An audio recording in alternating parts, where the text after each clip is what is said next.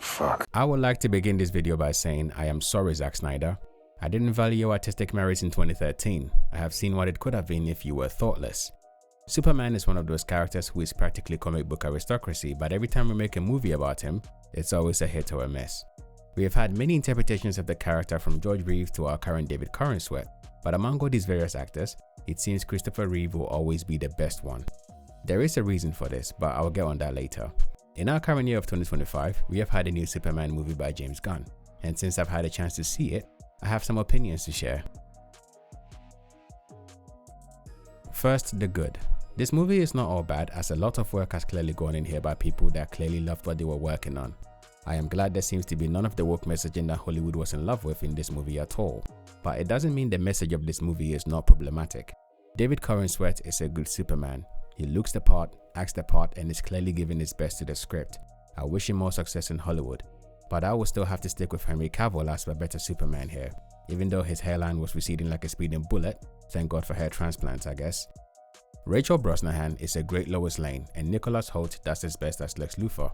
At least he's a better one than the temperamental idiot portrayal we got with Jesse Eisenberg in Batman vs Superman. And finally, Nathan Fillion is always a great time to watch. He does his best as Guy Gardner, and all I can say is you will either love him or you will hate him. If all you want from a superhero movie is some action, laughs, and a good time, then this movie is up there with them and you will have a great time with it. But considering this is a Superman film, I would think you want more than a throwaway summer comic book flick, and that therein lies the problems. Now for the bad. For a movie that is called Superman, the story focuses on everything else but our main character. I get why this is done. The tagline for the film is "It Begins." But even if this movie is supposed to be the start of James Gunn's new DC universe, can't we have one movie focused exclusively on the character to establish our world first? It's not as if the first Iron Man film in 2008 had members of the Avengers in there giving winks and nudges to the camera going, "Hey, we are also here too." The focus on Tony Stark, his trials, his wit, his struggles, is what allowed us to bond with the character. This means that we were willing to give the others in the film universe a chance, as the first movie had established a connection with us. We do not get that scenario at all here.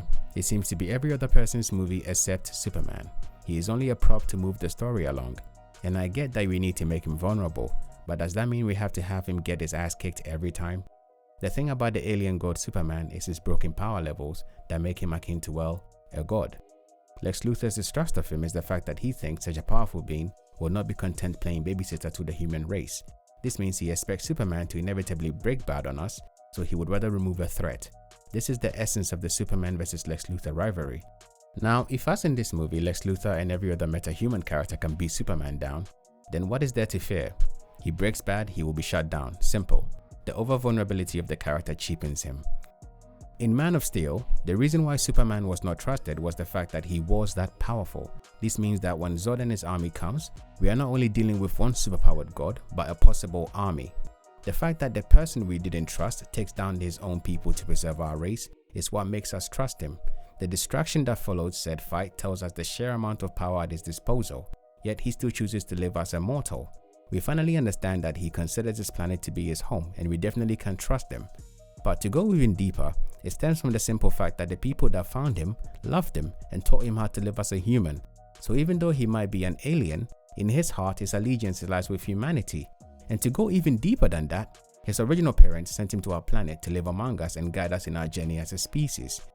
I know this message can be a bit too wholesome. It's a copy of the story of Jesus in the Christian faith.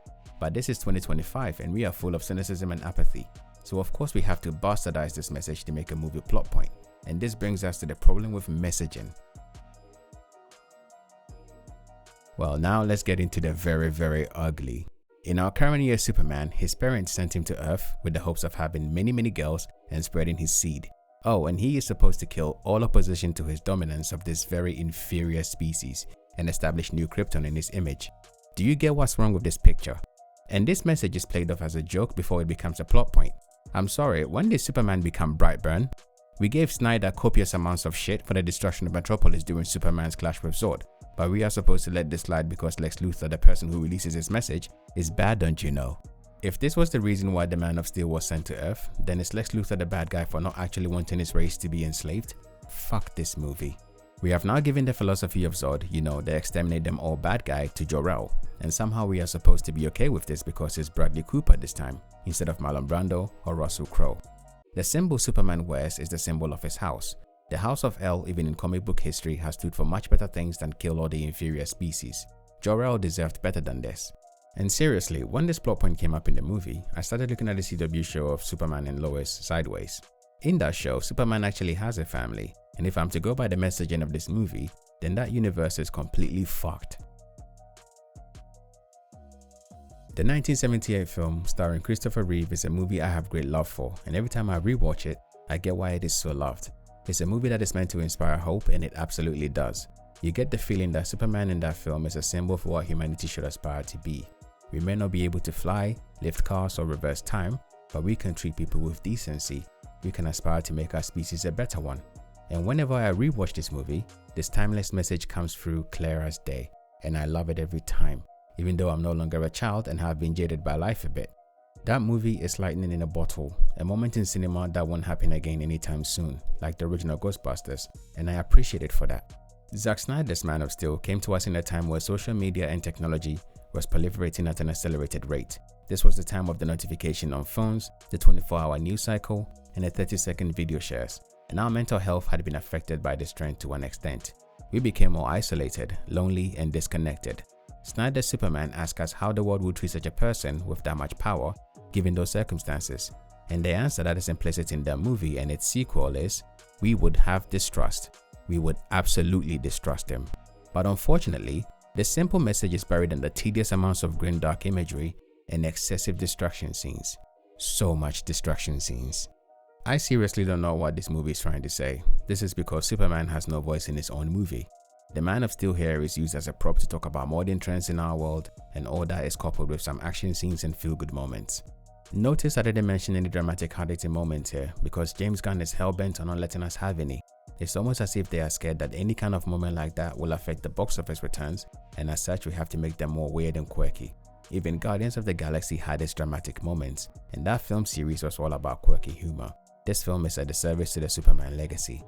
If Superman was meant to be the start of a new chapter in the DC cinematic universe, then he deserved a better movie than this. But I guess the lessons of the Snyderverse was not learnt after all. So allow me to say again, we apologize to Zack Snyder. You never should have got fired because nothing has changed. It's still the old DC.